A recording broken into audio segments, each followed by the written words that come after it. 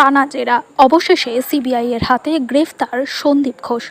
সন্দীপ ঘোষের গ্রেফতারের প্রসঙ্গে পশ্চিমবঙ্গ প্রদেশ কংগ্রেস মুখপাত্র সৌম্য আইচ রায়ের বক্তব্য শুনে নেব।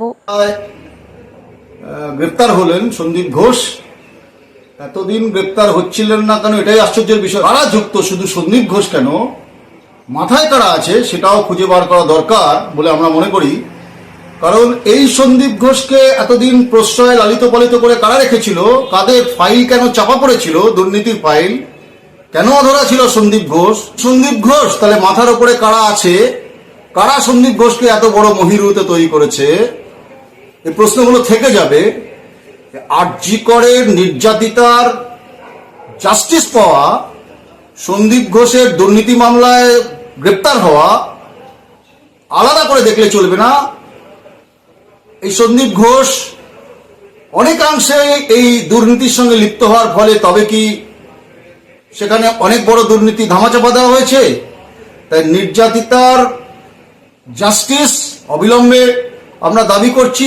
প্রকৃত দোষীদের ধরতে হবে। কোন ছাতা ছিল, তারা কবে গ্রেপ্তার হবে, কলকাতা পুলিশ কেন এতদিন চুপ করেছিল, সে প্রশ্নের উত্তর খুব তাড়াতাড়ি মানুষের কাছে আসতে হবে।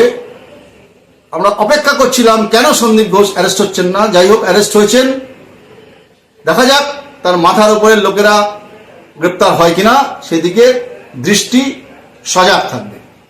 এবং টেলিফোন মারফত সায়রা শাহ হালিমের কি বললেন শুনে নেব। আমি এটাই বলতে চাই যে আমি খুশি যে সন্দীপ ঘোষকে গ্রেফতার করা হয়েছে।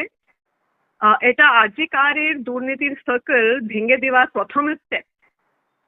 আর আমি আশা করি সিবিআই এই মামলাকে ন্যাচারাল কনক্লুশন পর্যন্ত নিয়ে যাবে। I'm happy that Sandeep Ghosh has finally been arrested, and this is the first step towards dismantling the circle of corruption in the Arjikar case. And I hope the CBI will take this case to its natural conclusion. এবং এই প্রসঙ্গে BJP leader Rajkamal পাঠক কি বললেন শুনে নেব। যে খুন হয়েছিলেন এবং ধর্ষিতা হয়েছিলেন, সেই মামলাতেও তিনি যুক্ত আছেন এবং সেই ধারাও যুক্ত হবে তার এই গ্রেপ্তারির পরে। আমরা বিজেপির তরফ থেকে আনন্দিত, এবং শুধু বিজেপি নয়, পশ্চিমবাংলা নয়, সারা দেশের আম জনতা এতে খুশি। আমি আশা রাখব সিবিআই তদন্ত করে প্রকৃত যারা দোষী তাদের গ্রেপ্তার করবে।